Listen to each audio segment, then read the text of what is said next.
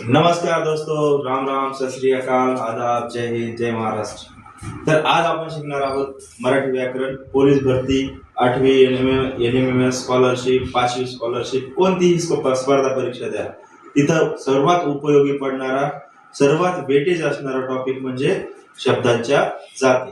तर शब्दांच्या जाती असतात 8, पण त्या किती गटामध्ये पडतात? 2 गटामध्ये पडतात। तर सर्वात अगोदर शब्दाच्या जाती म्हणजे काय की शब्द कोणत्या गटात मोडतो हे ओळखण्यासाठी आपण शब्दाच्या जाती पाडलेल्या आहेत। शब्दांच्या जाती याच्यामध्ये 2 गट पडतात। 2 गट पडल्या म्हणल्यावर तुम्ही म्हणसाल शिंदे गट का उबटा गट, असं काही नाहीये। याच्यामध्ये 2 गट कोणते पडतात?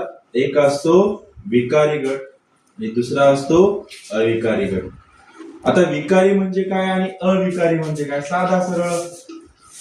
साधा सरळ याचा अर्थ आहे।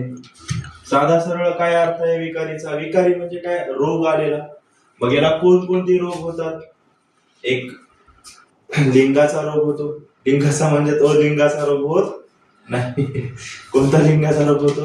म्हणजे लिंगानुसार याचा बदल होत असतो। त्याच्यानंतर दुसरा वचनाचा बदल होतो। या वचनाचा नाही, कोणत्या वचनाचा? दिलेल्या वचनाचा नाही। एक वचन किंवा अनेक वचनामुळे याच्यामध्ये काय होत असतात? बदल होत असतात। त्यामुळे त्याला काय म्हणतात? विकारी। आणि अविकारी मध्ये याच्यावर लिंगाचा फरक पडत नाही आणि वचनाचा सुद्धा फरक पडत नाही, म्हणून याला काय म्हणतात? अविकारी। यालाच दुसरं नाव आहे हे सव्यय सुद्धा म्हणतात याला, आणि याला म्हणतात अव्यय। तर याच्यामध्ये प्रत्येकामध्ये 4 भाग काढलेले आहेत। विकारी मध्ये कोणते येतं? पहिल्यांदा नाम, दुसरं येतं सर्वनाम, तिसरं येतं विशेषण, चौथं येतं क्रियापद। एकदम सोपं आहे। नाम, सर्वनाम, विशेषण आणि क्रियापद। इकडं 5वं आहे क्रियाविशेषण अव्यय।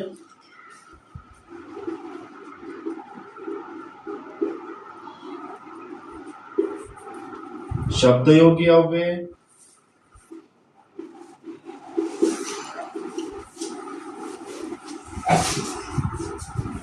त्याच्यानंतर केवल प्रयोगी अव्यय,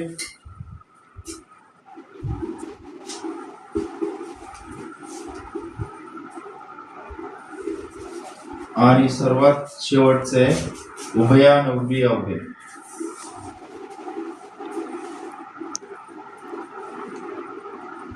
अशा प्रकारे हे शब्दाच्या जातीचे 8 प्रकार आहेत।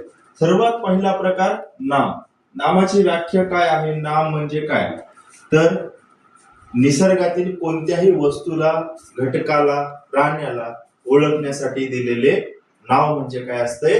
नाम असते। तर मग नामाचे मुख्य प्रकार किती पडतात? नामाचे मुख्य प्रकार पडतात 3। पहिला प्रकार कोणता आहे मित्रांनो? सर्वांना माहिती आहे पहिला प्रकार कोणता आहे? सामान्य नाम। सामान्य नाम। दुसरा प्रकार कोणता आहे? विशेष नाम। विशेष नाम। आणि सर्वात शेवटचा कोणता प्रकार आहे? भाववाचक नाम। भाववाचक नाम यालाच म्हणतो आपण धर्मवाचक सुद्धा म्हणतो। धर्मवाचक नाम सुद्धा याला म्हणतात। विशेष नाम हे व्यक्तिवाचक असतं। काय असतं? व्यक्तिवाचक। म्हणजे एखादं नाव घेतल्यानंतर त्या हुबेहूब त्या व्यक्तीचा आपल्याला चेहरा समोर येतो, किंवा त्या प्राण्याचा चेहरा समोर येतो, किंवा त्या वस्तूचा चेहरा समोर येतो, त्याला म्हणतात व्यक्तिवाचक नाम। त्यालाच आपण म्हणतो विशेष नाम। सामान्य नाम काय असते? त्या जातीवाचक असते। काय असते सामान्य नाम? जातीवाचक असते।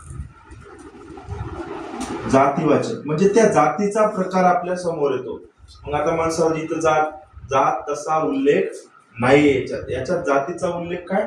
ती जी ग्रुप आहे त्या ग्रुपचा आपल्याला डोळ्यासमोर येतो। सपोज कुत्रे भरपूर आपण पाहतो, काळा पाहतो, पांढरा, भरपूर प्रकारचा कुत्रा। मग कुत्रा म्हणल्यानंतर तुम्हाला सर्व प्रकारचे कुत्रे तुमच्या डोळ्यासमोर येतात। मग हे काय झालं? जातीवाचक। कुत्र्याची एक जात दाखवली तुम्हाला। त्याच्यामुळे सामान्य नाम काय असतं? जातीवाचक। एखादी विशिष्ट जात, प्राण्याची जात, माणसाची जात, झाडाची जात, येत असेल आपल्या डोळ्यासमोर तर त्याला म्हणतात सामान्य नाम. आता सामान्य नामाचे मुख्यतः दोन गटामध्ये विभागलेले आहे सामान्य नामाला. एक आहे पदार्थवाचक आणि दुसरं आहे समूहवाचक. पदार्थवाचक एकदम सोपं आहे. पदार्थवाचक मध्ये काय, लिटर, मीटर आणि ग्राम ह्या तिघांमध्ये मोजल्या जाणाऱ्या सर्व ज्या वस्तू असतात त्या काय असतात, सामान्य नाम. जसं की कापड मीटर मध्ये मोजल्या जातं म्हणून ते काय झालं, सामान्य नाम. साखर ग्राम मध्ये मोजले जाते म्हणून काय झालं, सामान्य नाम. त्याच्यानंतर तेल, पेट्रोल, डिझेल हे सर्व काय आहेत, सामान्य. जेवढ्या आपण लिटर, मीटर, ग्राम मध्ये आपण वस्तू मोजतो त्याला म्हणतात सामान्य नाम. आता समूहवाचक. समूहवाचक म्हणजे अनेक वचन आलं एखाद्या नावाचं तर त्याला काय म्हणतात आपण, सामान्य नाम. कोणत्याही नामाचं जर अनेक वचन केलं तुम्ही तर ते सरळ सरळ काय होत असतं, सामान्य नाम होतं. समूहवाचक जेवढ्या पण अनेक वचनी ज्या वस्तू असतात किंवा नाव असतात त्याला म्हणतो आपण सामान्य नाम. हे समूहामध्ये येत असतं. विशेष म्हणजे विशेष व्यक्तिवाचक. एका विशिष्ट प्राण्याचा, वस्तूचा किंवा एखाद्या घटने जी आपली निसर्गात वस्तू आहे तिचा डायरेक्ट डोळ्यासमोर येणं म्हणजे काय, विशेष नाम. आता भाववाचक नावामध्ये तुम्हाला असं प्रकार बघायला भेटतात. आता भाववाचक नाम म्हणजे काय, ज्याला आपण मोजू शकत नाही त्याला काय म्हणतो आपण, भाववाचक नाम. जसं की विश्वास. आपण कोणावर किती विश्वास आहे दाखवू शकतो का, नाही. पण ते काय झालं मग, भाववाचक नाम.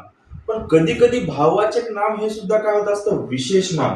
त्याच्यासाठी आपल्याला पुढचे वाक्य बघावे लागतील.